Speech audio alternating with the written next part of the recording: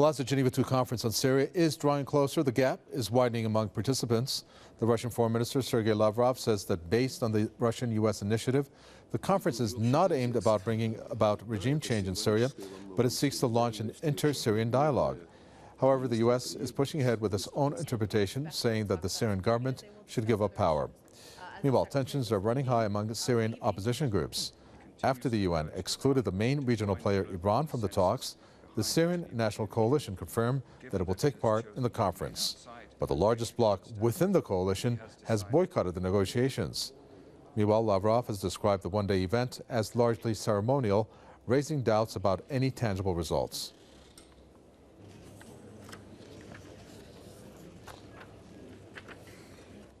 Well, Iran's foreign minister has described the UN chief's withdrawal of Tehran's invitation to the upcoming Geneva II conference on Syria as regrettable. Mohammad Javad Zarif said it was inappropriate for the UN Secretary General to withdraw his decision under pressure.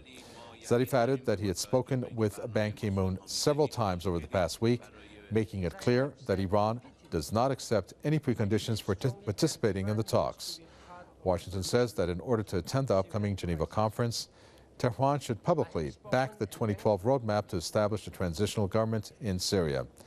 The Geneva I declaration excludes President Bashar al-Assad from Syria's political future, but Tehran does not approve of that and says the decision only lies with the Syrian people. Let's talk with Hamid Reza Mahdi. He's the Press TV newsroom director who joins us in the studios to share his thoughts on this. Well, Hamid Reza Mahdi, we're looking at the UN here. Not a good day for the UN. It's sad to see how they have rescinded their, obviously, invitation through Secretary General Ban Ki-moon. That in itself is controversial, but at the same time, how much is this going to affect the success of the Geneva II talks? Well, it makes Geneva II talks highly ceremonial, as Foreign Minister Lavrov said. It's a moment of embarrassment for the United Nations. It shows that the United Nations cannot represent the international community. And I would expect the UN Secretary General Ban Ki-moon to resign over the issue, because it was very much embarrassing. He says something on record. He tells the whole world that Iran is invited to the conference, and then a day after that he goes like, Iran cannot be part of the Geneva II conference. It doesn't make any sense, because he is at the helm of the world body, the United Nations, and he's supposed to say something on record. He cannot change what he said, and he cannot rescind the invitation easily, just like that, after the U.S. pressure on the United Nations. But it is not the first time that the UN succumbs to pressure from the United States, from Israel. The U.S. has been unable to deal with the issue of drone attacks by the United States all over the world. The UN has been unable to deal with the issue of the Israeli settlements, although there are United Nations Security Council resolutions against Israeli settlements, the ones that they call illegal. We call all of them illegal.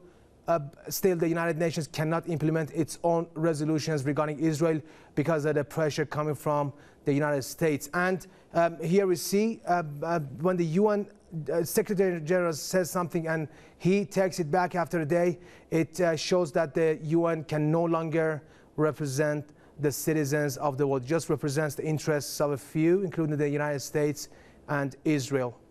Well, what's surprising, though, is the fact that the UN Secretary General was in Iraq, just I believe it was last week or maybe the week before.